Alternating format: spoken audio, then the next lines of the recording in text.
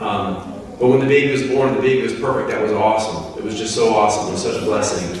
But then 5 days later, we're back in the hospital because they say that his temperature is low. And really what it comes down to is our first visit with the pediatrician. They had him unclothed for like 20 minutes in a freezing cold AC. And then they took his temperature and they're like, oh, you gotta go to the hospital now, go to the emergency room. And okay, we're gonna, we don't want to be abused, parents who don't provide, so we're gonna go over there and let them take the temperature, everything. But we got in the door and all they wanted to do was pump stuff into our child, and it was a fight. And Leah knew that baby was fine and she was ready to walk out.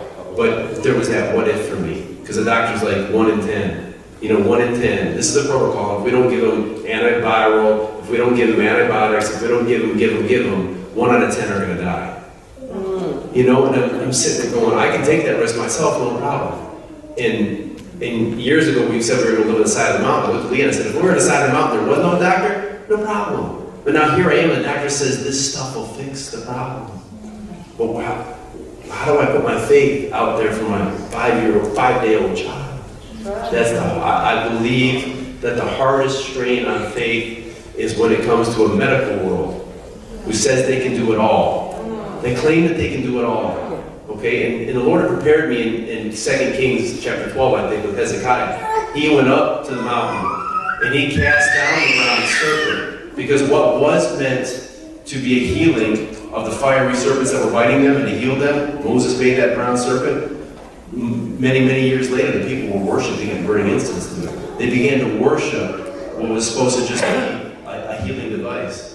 And the Lord had prepared me for that, but it just was so hard in the moment. So I just want to encourage you all to share my testimony about how hard it was to say, okay, Lord, I trust you.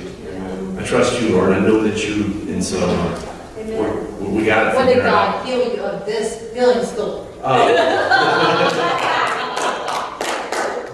got an extra boost of joy. But I nailed a couple things that crossed, and one of them is when, it might be another version of mindedness, but the anxiety that comes on when I'm trying to just run in the kingdom and do kingdom stuff, and all my stuff's piling up, right? All my things that are on the house and with car maintenance, whatever, is piling up, and then there's another kingdom thing, and I'm like, oh, I guess that stuff's got to sit for a while longer because there's somebody, there's an issue, So I nailed that thing on the cross, and I'm just going to declare that God's going to sort it out for me, and there'll be time for me to do the things, or some of how those things are going to get worked out, because the kingdom work just keeps popping up, and we got to do it.